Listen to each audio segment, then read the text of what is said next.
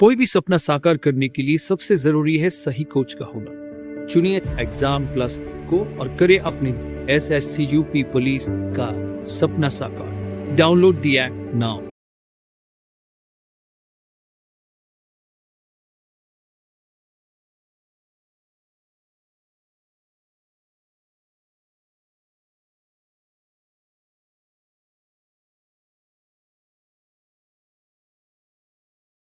जय हिंद बच्चों, स्वागत है आप सभी का एक बार फिर से आपके अपने YouTube चैनल एग्जाम प्लस पे। जैसा कि आप सभी लोग जानते हैं कि हम लोगों ने एक नया MCQ का एक सीरीज शुरू किया है जिसमें हम लोग MCQ को विद एक्सप्लेनेशन समझते हैं। और ये सारे के सारे MCQs आपके एग्जामिनेशन के पॉइंट ऑफ व्यू से इंपॉर्टेंट हैं और आपके एग्जामिनेशन को ध्यान में रख के बनाए गए। मैक्सिमम ऐसे क्वेश्चंस भी हैं जो एग्जामिनेशन में डिफरेंट पूछे जा चुके हैं। तो आइए आज के सेशन को हम लोग करते हैं स्टार्ट बिना वक्त को गवाए। और आप सभी लोगों को एक दो चीजें हैं जो मैं बता देना चाहता हूं कि आप सभी लोगों को 20 सेकंड का समय मिलेगा अपने इस क्वेश्चन के आंसर को देने के लिए, कमेंट करने के लिए। तो आप सभी लोग 20 सेकंड के समय में अपने आंसर को कमेंट कर सकते हैं फटाफट से, ताकि आपका समय रहते ही आप अपने सारे के सारे क्वेश्चंस को कर सकें। वैसे हम सभी लोग इस बात को जानते हैं कि जीएस के क्वेश्चन को करने के लिए बहुत ज्यादा समय की आवश्यकता नहीं होती है, बहुत ज्यादा समय नहीं लगता है। तो इसीलिए आप सभी लोग इस बात की कोशिश करेंगे कि तय समय के अंदर ही आप अपने उन आंसर्स को दे लेंगे। ठीक है, जो तय समय है उसी तय समय के अंदर आप सभी लोग अपने आंसर्स को देंगे। तो चलिए शुरू करते हैं आज के अपने सेशन को। कल हम लोगों ने इसमें से 11 क्वेश्चन कर लिए थे, सॉरी 10 क्वेश्चन कर लिए थे, और इन 10 क्वेश्चन को हम सभी लोगों ने विद एक्सप्लेनेशन किया था, एक्सप्लेनेशन के साथ किया था। तो आज हम लोग इसमें 11वें क्वेश्चन से करेंगे सब। तो तैयार हो जाइए सभी लोग। और अगर आपको अच्छा लगता है ये वीडियो, ये क्लास अच्छी लगती है, तो आप जरूर से इसको चैनल को सब्सक्राइब करें, वीडियो को लाइक करें और शेयर भी करें, ताकि और लोगों तक भी ये वीडियो क्लास पहुंच सके। चलिए तो शुरू करते हैं आज का अपना सेशन, आज के पहले क्वेश्चन और इस सीरीज के 11वें क्वेश्चन के साथ। आपका क्वेश्चन ये रहा। 2015 में मैग्ना कार्टा ने अंग्रेजी दस्तावेज ने क्या स्थापित? What did the English document of the Magna Carta in 1250 established? Options are: हर कोई कानून के अधीन है, यहां तक कि राजा भी। Everyone is subject to their law, even kings. राष्ट्रों के बीच मुक्त व्यापार, free trade among the Nations. महिलाओं को मिले मतदान का अधिकार, women should get voting right. छोटे बड़े व्यवसायों के लिए fund, fund for all small big businesses, सबके लिए, छोटे बड़े व्यवसायों के लिए fund. And your time starts now. आपका समय शुरू होता है 20 सेकंड का समय, और आपको उस 20 सेकंड के समय के अंदर ही आंसर को कमेंट कर देना है। फिर उसके बाद हम लोग देखेंगे कि इसका करेक्ट आंसर क्या होगा, what will be the correct answer. आइए देखते हैं। And time up. चलिए देखा जाए कि इसका करेक्ट आंसर क्या होगा। तो इसका करेक्ट आंसर होगा कि हर कोई कानून के अधीन है, यहां तक कि राजा भी। आइए आपको इसके बारे में एक छोटी सी जानकारी देते हैं, एक छोटी सी चीज आपको बताते हैं। जो मैग्ना कार्टा है ये जून 1215 में जारी किया गया। ठीक है, ध्यान रखना, जून 1215 में इसको जारी किया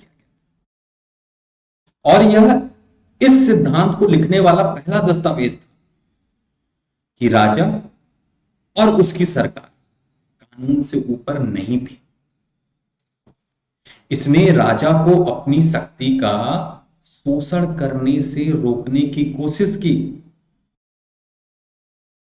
और कानून को अपने आप में एक शक्ति के रूप में स्थापित करके जो शाही अधिकार हुआ करते, शाही मतलब जो रॉयल उनकी अथॉरिटीज हुआ करती थी, उसकी सीमाओं को निर्धारित किया था इसने।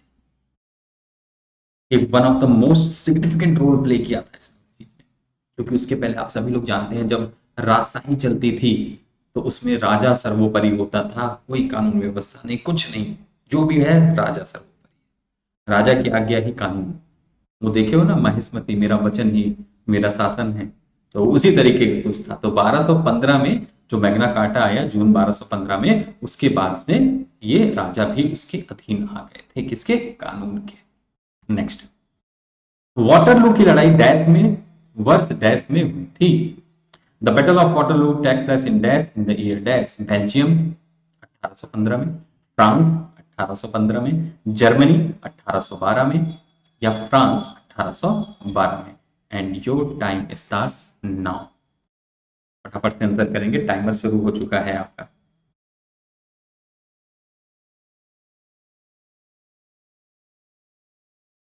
फास्ट फास्ट फास्ट,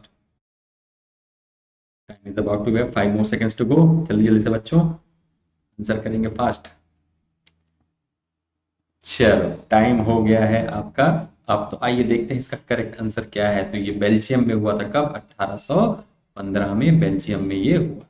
ठीक है, इसको ध्यान रखना है, इसको 18 जून 1815 को हुआ था। कब हुआ था ये मैं लिख दे रहा हूं यहाँ पे, 18th ऑफ जून। ठीक है, 1815 में। ठीक, बेल्जियम में ये, अच्छा आपको पता है ना, युद्धों का नाम जो पड़ता है वो जिस मैदान में लड़े गए होते हैं बेसिकली उसके नाम पे पड़ता है। तो ये भी क्या था, बेल्जियम के पास में वाटरलू है, उसी के पास इस लड़ाई को लड़ा गया था। उस समय यूनाइटेड किंगडम्स ऑफ जो नीदरलैंड का हिस्सा था। ठीक है, नीदरलैंड क्या था, उसका हिस्सा था यूनाइटेड किंगडम। ठीक, नेपोलियन जो बोनापार्ट था उसकी कमान के तहत एक फ्रांसीसी सेना, जो फ्रांसीसी सेना थी, वो एक 7वां गठबंधन को उन दो सेनाओं से हार गई। ठीक है, ध्यान रखना, a French army under the command of the Napoleon Bonaparte was defeated by 2 of the armies of the 7th coalition.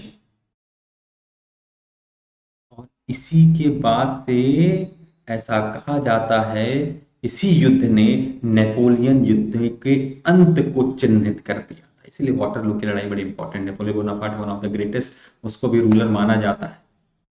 तो 18 जून रविवार का दिन था उस दिन, 18 जून 1815। ठीक है, बेल्जियम में लड़ा गया था वाटरलू के निकट, इसीलिए इसका नाम क्या है, वाटरलू की लड़ाई, the battle of water. Next, 6 जून 1944 का डी डे आक्रमण कब हुआ था? The D day invasion of 6 June 1944 took place in, कब नहीं, सॉरी, ये होगा कहां हुआ था, कब तो दिया ही हुआ है। ठीक है, कहां हुआ था? ऑप्शन फ्रांस, कनाडा, जर्मनी या United kingdom. And time starts now. फटाफट से आंसर करो बेटा, जल्दी जल्दी से आंसर, फास्ट एवरीवन।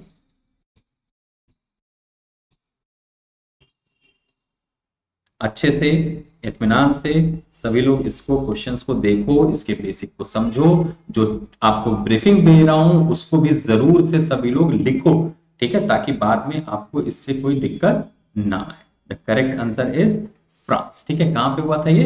तो ये आपका फ्रांस में हुआ था। ठीक, तो जो नॉर्मेडी आक्रमण था, और जिसे ऑपरेशन ओवरलॉर्ड भी कहा जाता है। ठीक है, नॉर्मेंडी इन्वेजन था, मैं लिख दे रहा हूं यहां पे ताकि आपको ध्यान रहे, नॉर्मेंडी इन्वेजन। ठीक है, नॉर्मेंडी इन्वेजन था, और इसको ऑपरेशन ओवरलॉर्ड भी बोला जाता था। ठीक है, इसको ऑपरेशन ओवरलॉर्ड भी कहा जाता था। एक सेकंड को मैं लिख दे रहा हूं जरा। हाँ ठीक है, इसको क्या कहा जाता था? Operation Overlord. ठीक है, तो ये जो नॉर्मेंडी का इन्वेजन था, जिसको ऑपरेशन ओवरलॉर्ड के नाम से भी जाना जाता था या डी डे के नाम से भी जाना जाता था, ये द्वितीय विश्व युद्ध के दौरान ही पश्चिमी यूरोप पर मित्र देशों का आक्रमण था,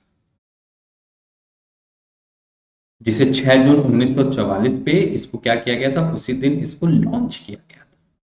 और साथ में ही यूएस, नॉर्मेंडी, फ्रांस में 5 अलग अलग समुद्र तटों पर ब्रिटिश और कनाडाई सेना वहां पे पहुंची थी।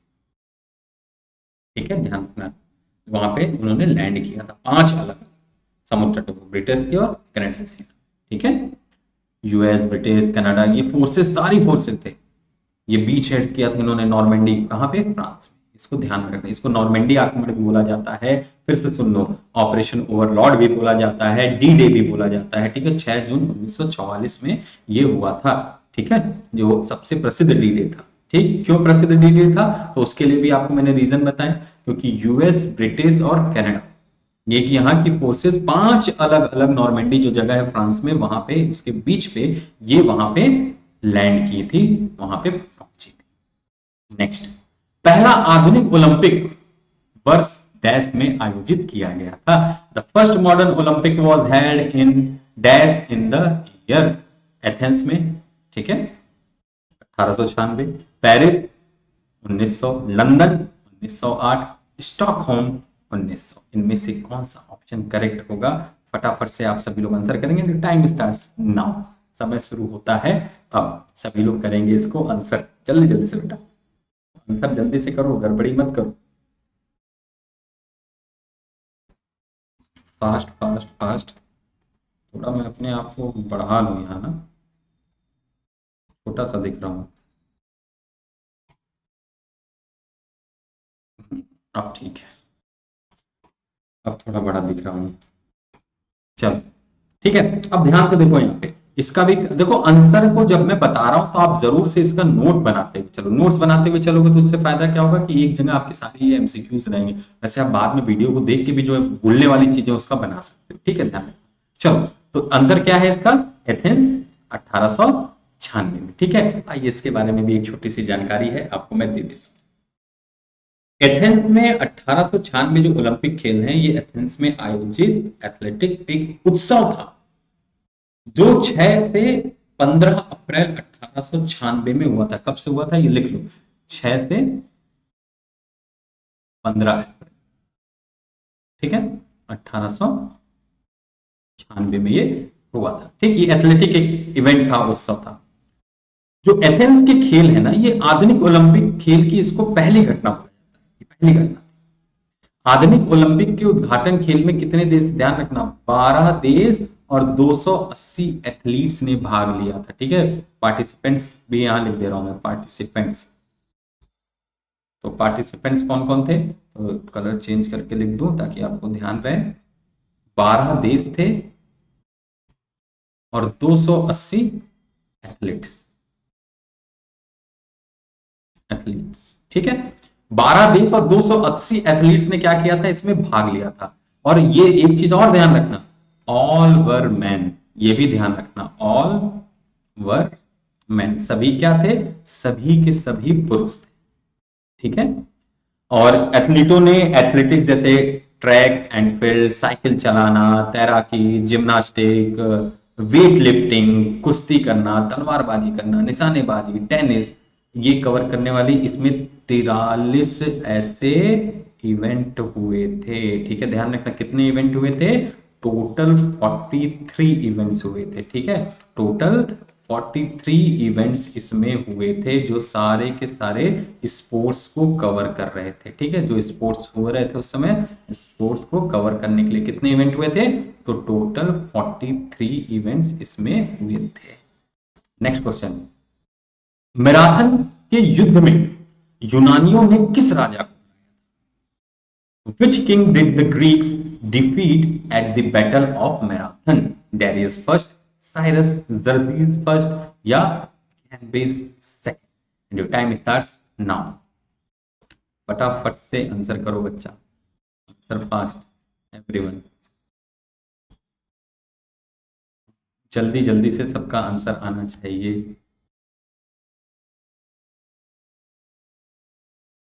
फास्ट बेटा, fast fast fast, time is about to be up and your time is up. चलो, टाइम हो गया आपका समाप्त, और देखते हैं इसका सही आंसर क्या होगा। तो करेक्ट आंसर इसका है डेरियस फर्स्ट। ठीक है, किसको, तो डेरियस फर्स्ट को हराया था। ठीक, तो आइए देखते हैं इसके बारे में। जो मैराथन की लड़ाई थी, ये कब हुई थी, ये 490 बीसी में हुई थी। कब हुई थी ये, तो ये 490 बीसी में टू प्लेस इसने किया था, उस समय ये लड़ाई थी। ठीक है, ये एथेंस के नागरिकों के बीच में लड़ा गया था, जो प्लाटी द्वारा क्या किया गया था, एडेड था, प्लाटिया थे उसके द्वारा ये सहायता प्राप्त। और एक फारसी सेना जिसे दतीस और आर्टा फर्नेस नाम, आर्टा फर्नेस, दतीस और आर्टा फर्नेस, उन्होंने आज्ञा दी थी। ग्रीस को अधीन करने के लिए राजा डेरियस प्रथम के तहत पारस द्वारा किए गए पहले प्रयास की परिणति युद्ध थी। ग्रीस को अधीन करने, यूनानी और फारसी युद्धों में एक बड़ा ही महत्वपूर्ण मूल्य को चिन्हित करते हुए, बहुत ही महत्वपूर्ण, एक बड़ा ही वाइटल, जिसको आप कहते हैं एक बहुत ही क्रशिंग डिफीट थी ये। और यूनानी सेना ने अधिक संख्या में फारसियों को बहुत करारी से करके अलसी थी इसमें। ठीक है, ध्यान रखना कि कब लड़ा गया था, तो 490 ईसा एथेंस के नागरिकों के बीच में लड़ा गया था, और प्लाटिया के द्वारा ये एडेड था। ठीक है, एडेड बाय प्लाटिया। किसके द्वारा एडेड था, तो प्लाटिया के द्वारा ये एडेड। नेक्स्ट, सिराजुद्दौला की सेना का कौन सा सेनापति प्लासी के युद्ध में कभी नहीं लड़ा? Which commander of Sirajuddaula's army never fought in the battle of Plassey? Option Mir Qasim, Mir Jafar, Haider Ali या Shahbaz Khan. And here goes the time. फटाफट से आंसर करेंगे सभी लोग, टाइमर आपका शुरू हो चुका है।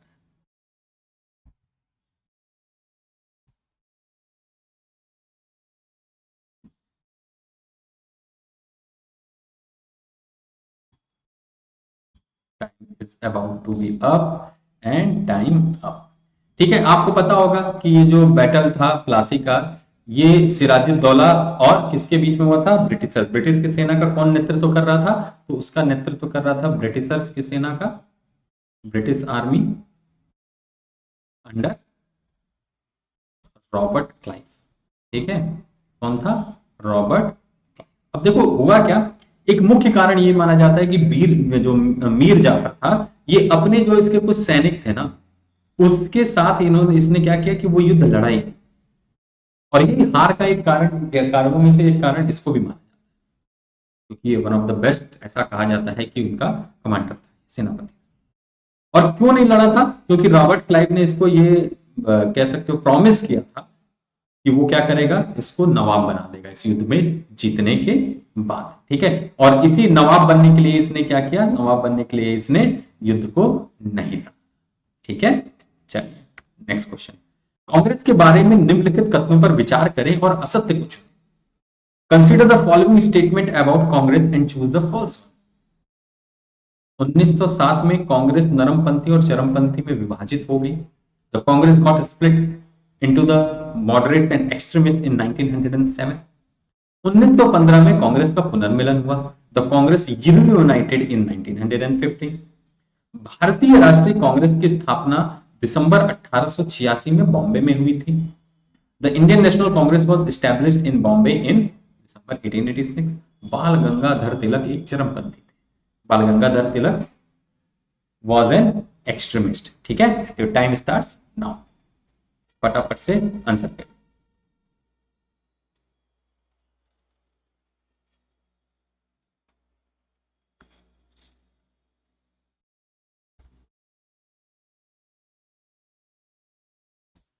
फटाफट से time is about to be up and time. देखते हैं बेटा इसका करेक्ट आंसर क्या। ठीक है, ध्यान रखना ये एक ही चीज, इसमें बाकी चीजें सही हैं, बस गड़बड़ी क्या है इसमें? गड़बड़ी ये है कि 1885 दिसंबर था। ठीक है, क्या था? 1885 का दिसंबर था, जब 72 कितने 72 जो नेतृत्व करता थे, 72 प्रतिनिधि थे, वो सारे बंबई में मिले थे। ठीक है, उस समय इसकी कांग्रेस की स्थापना की गई थी। कब? दिसंबर 1885 में। पूरे देश भर के कितने 72 प्रतिनिधि बंबई में मिले और उस समय इस कांग्रेस की स्थापना किया गया था। जो प्रारंभिक नेतृत्व में हम जिन नामों को जानते हैं, उसमें जो हमारे जो मतलब आप कह सकते हो प्रचलित नाम है, तो दादा भाई नेहरू जी थे, फिरोज शाह मेहता थे, बदरुद्दीन तैयब जी थे, डब्ल्यू.सी. बनर्जी थे, सुरेंद्रनाथ बनर्जी थे, रोमेश चंद्र दत्त थे, एस सुब्रमण्यम अय्यर थे।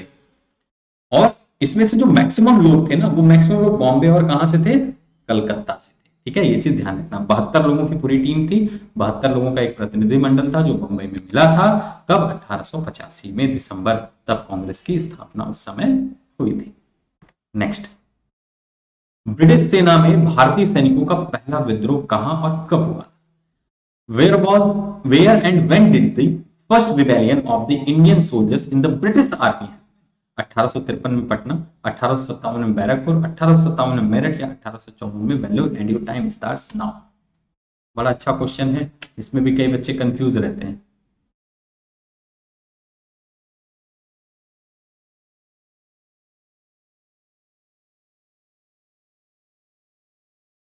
फटाफट से and your time is about to be up. Time up. चलो बच्चा, और देखते हैं इसका करेक्ट आंसर क्या होगा। What will be the correct answer? ठीक है, ध्यान रखना, ये अंग्रेजों को हिला देने वाली थी। ये प्रथम भारत का स्वतंत्रता संग्राम कहा जाता था। विजय और ये प्रशासन के 100 वर्षों के बाद अंग्रेजी ईस्ट इंडिया कंपनी को बहुत बड़े पैमाने पर विद्रोह का सामना करना पड़ा, जो मई 1857 में शुरू हुआ था। ठीक है, ध्यान रखना कब हुआ था, तो मई 1857 में ये विद्रोह क्या हुआ था, शुरू हुआ था। और भारत में कंपनी की उपस्थिति को ये बड़े ही खतरे में डालने वाला उस समय का यही एक आप कह सकते हो विद्रोह था। मेरठ से शुरू तो हुआ था, लेकिन वहां से शुरू होकर कई स्थानों पर सिपाहियों ने विद्रोह किया और समाज के विभिन्न वर्गों के लोग बड़ी संख्या में विद्रोह में खड़े हुए। कुछ लोग तो इसे दुनिया में कहीं भी 19वीं सदी में जो एक आप कह सकते कॉलोनिज्म था, उपनिवेशवाद था, उसके खिलाफ सबसे बड़ा सशस्त्र प्रतिरोध मानते हैं, रिबेल मानते हैं इसको, सबसे बड़ा 19वीं शताब्दी का। और बड़ा ही व्यापक, आपको मंगल पांडे नाम याद होगा, बड़ा ही व्यापक है। और बहुत आपको पता होगा कि वो जो चर्बी को लेके हुआ था, वो पहले कारतूस को ऐसे दांत से काट के बंदूक में डालना होता था, तो उसमें ये बात फैली कि इसमें सुअर का और गाय की चर्बी का इस्तेमाल किया गया। अब सुअर क्या था, मुस्लिमों के लिए हराम था, गाय क्या थी, हिंदुओं के लिए पवित्र थी, तो दोनों ही थे। अब आप भी जान रहे हैं इंडियन आर्मी में, अरे उस समय की ब्रिटिश इंडियन आर्मी में कौन रहा होगा, यही रहे होंगे, हिंदू और मुसलमान। तो दोनों के लिए ये क्या था, आप कह सकते हो कि ये अगेंस्ट था, तो इसलिए ये एक बहुत बड़ा मैटर था, बहुत बड़ा मतलब बहुत बड़े पैमाने पर ये फैला था। और इसने धीरे धीरे पूरे एक कह सकते हो एक विद्रोह, उसके चिंगारी तो उठ रही थी, लेकिन ये एक विद्रोह जो है एक स्वतंत्रता संग्राम के रूप में आगे बढ़ा था। नेक्स्ट, निम्नलिखित में से कौन 1857 के विद्रोह का हिस्सा नहीं था? Who of the following was not a part of the revolt of 1857? Kunwar Singh, रानी लक्ष्मीबाई, मौलवी अहमदुल्ला शाह या Ashfaq Ullah Khan. And your time starts now बेटा, जल्दी से आंसर करेंगे, फटाफट से कमेंट करो आंसर को बच्चा, जल्दी जल्दी से एवरीवन आंसर फास्ट। 19वें क्वेश्चन पे हम लोग, टोटल 25 क्वेश्चन करना है हम लोगों को, 19th पे हम लोग हैं, बस आपके 6 क्वेश्चन और बचे हैं और समय होता है आपका समाप्त। ठीक है, इसका करेक्ट आंसर क्या है, तो इसका करेक्ट आंसर है अशफाक उल्ला खान नहीं थे उसमें मौजूद। ठीक है, क्योंकि इनका जन्म कब हुआ था, इनका जन्म ही हुआ था, बॉर्न कब हुए थे ये, बॉर्न 22 अक्टूबर 1900 को। ठीक है, 22 अक्टूबर 1900 को हुआ था। और ये भारतीय स्वतंत्रता संग्राम के ये सेनानी थे, कार्यकर्ता थे। और आपको पता होगा HSRA Hindustan socialist Republican association के सह संस्थापक भी थे। ठीक है, HSRA के क्या थे, को फाउंडर थे। HSRA इसके ये क्या थे, को फाउंडर भी थे, ध्यान पता है ना HSRA। ठीक है, हिंदुस्तान सोशलिस्ट रिपब्लिकन एसोसिएशन, इसके क्या थे, ये सह संस्थापक भी इसके थे। और इसमें आपको पता है भगत सिंह वगैरह थे, चंद्रशेखर आजाद लोग, सब लोग मतलब इसके पार्ट थे, क्रांतिकारियों का एक ये क्या था। नेक्स्ट, स्वामी विवेकानंद के बारे में गलत कथन का चयन करिए। Choose the incorrect statement about Swami Vivekananda. उनका जन्म 1863 में हुआ था। उनके गुरु का नाम रामकृष्ण परमहंस था। 1923 में उनकी मृत्यु हो गई। उनका मूल नाम नरेंद्र नाथ दत्ता था। And time starts now. इसमें से कौन सा कथन जो है वो उनके बारे में गलत है, ये आपको चयन करना है और ये चयन करके आपको बताना है इसमें कौन सा कथन इसमें गलत है। Very good, time is about to be up and your time is up बेटा। तो करेक्ट आंसर क्या है कि इसमें मैंने स्वामी विवेकानंद जी के बारे में जो गलत तथ्य दिया है, वो गलत तथ्य क्या है कि इनकी मृत्यु के बारे में। ठीक है, इनकी मृत्यु कब हो गई थी? तो 1902 में। कब हुई थी मृत्यु इनकी? 1902 में। ठीक है, जन्म कब हुआ था? तो जन्म का सही दिया है कि 1863 में। इनका नाम भी सही दिया है कि मूल नाम नरेंद्र नाथ दत्ता था और ये रामकृष्ण की सरल शिक्षाओं को अपने सुस्थापित आधुनिक दृष्टिकोण के साथ जोड़ा और उन्होंने पूरी दुनिया में इसको फैलाया। ठीक है, शिकागो सम्मेलन आप सभी लोग जानते हैं। ठीक है, कितना फेमस हुआ और कितने अच्छे से इन्होंने अपनी बातों को वहां पे। Next, lieutenant governor Michael O'Dwyer किसके द्वारा मारा गया? Lieutenant governor Michael O'Dwyer was killed by Madan Lal Dhingra, Sardar Udham Singh, Sohan Singh Makan या माकना, मकान नहीं होगा, या Kanhai Lal Dutta. Time starts now. समय शुरू हो चुका है, आंसर करेंगे सभी लोग बेटा।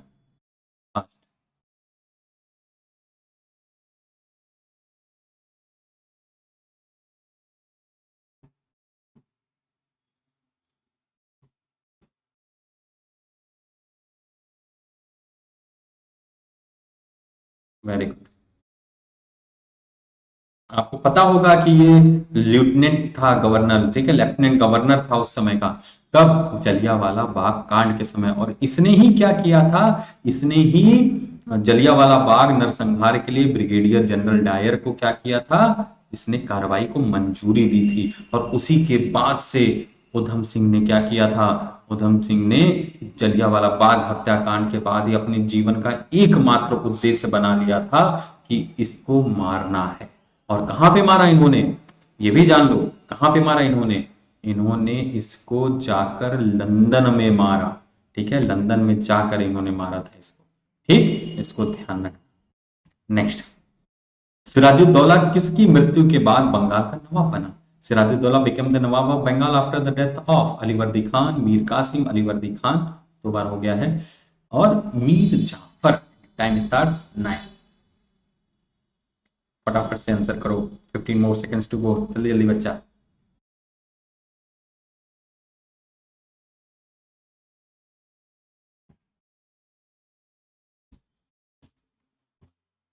Time is about to be up and time up. ठीक है, अब देखो इसके बारे में ध्यान से सुनो। 1756 में, कब? 1756 में जब अलीवर्दी खान की मृत्यु हुई थी, उस समय ये सिराजुद्दौला बंगाल का नवाब बना। ठीक है, 1756 में। कब हुई थी? ध्यान रखना, 1756। थर्ड लास्ट क्वेश्चन आज का। संविधान सभा विभाजन से पहले के बारे में कौन सा सत्य नहीं है? Which is not true about the constituent assembly before the partition. The constituent assembly met for the first time in New Delhi on 9 दिसंबर 1946। क्या? 9 दिसंबर 1946 को पहली बार नई दिल्ली में संविधान सभा की बैठक हुई। 294 members were elected through the provincial legislative assemblies। प्रांतीय विधानसभाओं के माध्यम से 294 सदस्य चुने गए थे। 93 members represented the Indian princely state। 93 सदस्य भारतीय रियासतों का प्रतिनिधित्व करते थे। The Constituent Assembly took almost 3 years to draft the constitution। संविधान का मसौदा तैयार करने में संविधान सभा को लगभग 3 साल का समय लगा था। टाइम शुरू हो चुका है आपका, फटाफट से आंसर करेंगे। थर्ड लास्ट क्वेश्चन है।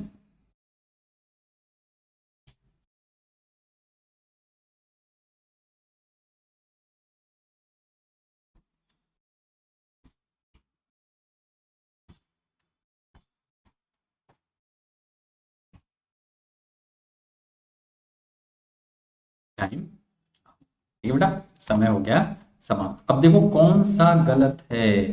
ठीक है, क्यों? 292 हुए थे, 294 सदस्य नहीं थे। ठीक है, ध्यान रखना कितने सदस्य हुए थे? तो 292 सदस्य थे जो प्रांतीय विधानसभाओं के माध्यम से चुने गए थे। ठीक है, ये अप्रत्यक्ष चुनाव हुआ था।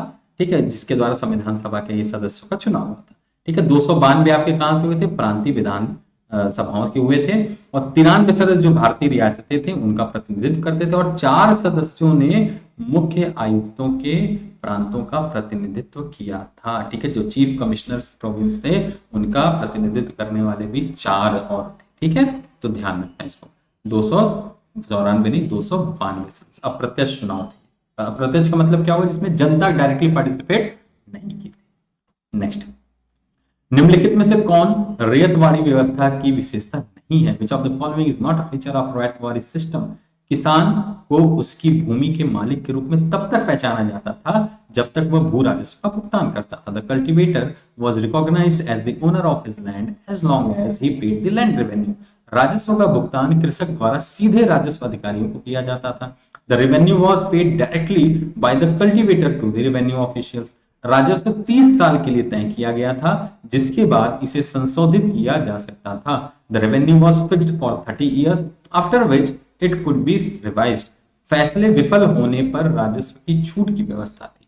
There was a system of remission of revenue if the crop failed. फैसले मैंने बोल दिया फसलें होगा, ठीक है। And your time starts now for the second last question of the day.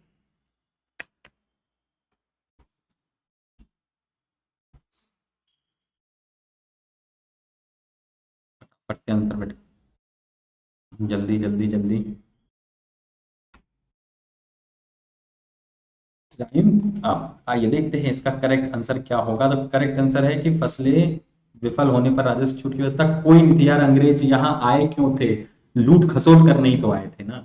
तो इतने ही अगर वो कहते थे उसको उदारवादी होते कि अरे भैया फसल खराब हो गई रहने दो, तो फिर इतना ज्यादा आपको खिलाफत ही नहीं हुई होती। वो आए अपने एक ही मकसद से थे कि लूट खसोट करके जितना हो सकता है यहाँ से लेके चलो, ठीक है। तो वो ऐसी ऐसी चीजें दे ही नहीं सकते थे। तो ये ध्यान रखना कि there was no any such system इसमें रिमिशन होता था रेवेन्यू का अगर फसलें खराब हो जाए। Last question of the day. British शासन को सनातन डैश विदेशी आक्रमण जो पूरी तरह से धीरे धीरे देश को नष्ट कर रहा था के रूप में वर्णित किया। Who describe the British rule as an everlasting foreign invasion that was utterly to gradually destroying the country? Subhash Chandra Bose, Dadabhai Nehru ji, Mahatma Gandhi या Jawaharlal Nehru? And your time starts now.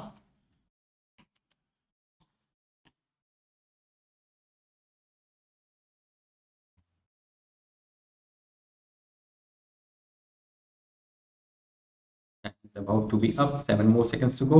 Fast, fast, fast, बच्चों। And your time is correct answer. आओ देखें बेटा इसका क्या होगा। What will be the correct answer? तो दादा भाई नेहरू जी इज द करेक्ट आंसर। इन्होंने ही कहा था कि एक एवरलास्टिंग फॉरेन इन्वेजन है जो धीरे धीरे देश को पूरे रूप से नष्ट कर रहा है, ठीक है। इस चीज को ध्यान में सभी लोग रखेंगे। उम्मीद है कि आप सभी लोगों को आज का सेशन बहुत अच्छे से समझ में आया होगा और आप सभी लोग इस सेशन को अच्छे से समझे होंगे और अच्छे से इसके सारे टॉपिक को समझेंगे। हम लोग इसी तरीके से अपने हर एक सेशन में तो मिलते हैं आप सभी लोगों से कल फिर से सुबह अपने मैथ के सेशन में। जो सेशन हमारा थोड़ा सा मैं उसको और सुबह करना चाह रहा हूँ, 1 बजे के आसपास। अभी आज भी है क्लास, लेकिन अब उसको मैं थोड़ा सा सुबह करना चाहता हूँ, तो आपको पता चल जाएगा कि कितने बजे आप जरूर से देखिएगा, ठीक है। और आप अपने टेलीग्राम हमारे इसके टेलीग्राम चैनल से भी जुड़ सकते हैं। एग्जाम प्लस के डिस्क्रिप्शन में आपको लिंक टेलीग्राम चैनल का भी मिल जाएगा। तो मिलते हैं आप सभी लोगों से अगले सेशन में। तब तक आप सभी लोग स्वस्थ रहिए, मस्त रहिए और आप सभी को जय हिंद बच्चों।